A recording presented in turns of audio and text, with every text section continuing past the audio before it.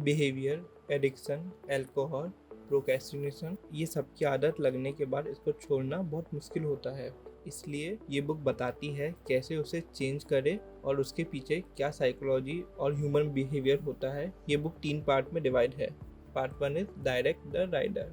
यहाँ राइडर का मतलब है ब्रेन का वो पार्ट जो हमारे फ्यूचर के बारे में सोच रहा और उसकी स्ट्रेटजीज, लॉन्ग टर्म प्लान और शॉर्ट टर्म प्लान डिसाइड करता है, उसे राइडर कहते हैं। और ये राइडर ओवर एनालिसिस करते करते ओवर थिंकिंग भी पैदा करता है। सच बताओ तो ये बहुत नेचुरल है, लेकिन इसे कम करने के लिए आर्थर सजेस्ट करते हैं अपना फेलियर या कुछ अनएक्सपेक्टेड सर्कमस्टेंस को छोड़कर वो सोचो जिसमें आप अच्छे हो और आपने अच्छा परफॉर्म किया है। जैसे आप कोई टेस्ट में अच्छा परफॉर्म नहीं कर पाए, लेकिन आप ये भी सोचिए कि आपकी कंपनी दूसरों को भी पसंद आती है और वो आपको जज नहीं कर रहे टेस्ट के लिए। जैसे बहुत लोग सेल्फिश होते हैं और वो सिर्फ खुद का फायदा देखते हैं, लेकिन आप दूसरों की मदद करते हैं ये पता होने के बाद भी कि वह हमारी मदद नहीं करेंगे। आपकी ये हैबिट का फायदा आपको फ्यूचर में बहुत होगा। और फिर अपने राइडर को अच्छे से समझाने के बाद आपके अल्टीमेट गोल या डिजायर को स्मॉल स्टेप में डिवाइड करना, और ये इतना स्मॉल होना चाहिए कि आपको पता भी नहीं चले, लेकिन इसका एक्शन प्लान डिसाइड करना बहुत इंपॉर्टेंट है। और फिर जो आपकी डेस्टिनेशन है उसे मेंटली इमेजिन करिए हर स्टेप्स के बाद। इससे आपकी राइडर की ओवर थिंकिंग और किसी भी तरीके की बैड हैबिट छूट जाएगी। Part 2 is motivate the elephant. यहाँ एलिफेंट का मतलब ब्रेन का वो साइड